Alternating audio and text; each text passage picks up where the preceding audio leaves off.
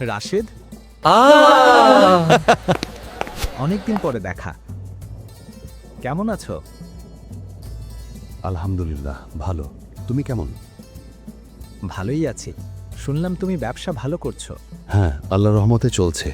তাহলে নিশ্চয়ই এই বছর জাকাত দিয়েছো? আসলে এখনো দেইনি। দাওনি কেন ভাই?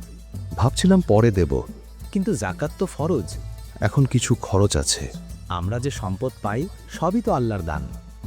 জানি, কিন্তু এত টাকা একসাথে দিতে কষ্ট লাগে। আমি এই বছর জাকাত দিয়েছি। সত্যি? কিন্তু জাকাত দিলে তো সম্পদ কমে যায়। হ্যাঁ, যখন দরিদ্র মানুষদের হাতে টাকা দিলাম তাদের হাসি দেখে মনে হলো আল্লাহ আমাকে আরও দিয়েছেন। নবীজি সাল্লাল্লাহু আলাইহি ওয়াসাল্লাম বলেছেন, দান করলে সম্পদ কমে না, বরং বরকত বাড়ে। কোরআনে আল্লাহ বলেছেন, যারা জাকাত দেয় তাদের সম্পদ পবিত্র হয়। এর মানে কি? তাহলে জাকাত না দিলে? আমাদের সম্পদের মধ্যে গরিব মানুষের অধিকার আছে। তুমি ঠিকই বলেছ ভাই। তাহলে সেই হক আদায় হয় না। আজই হিসাব করব এবং জাকাত দিয়ে দেব। আল্লাহ আমাদের পরীক্ষা করেন। আর আমাদের সম্পদও পবিত্র হবে। আলহামদুলিল্লাহ, এতে গরিবদের উপকার হবে।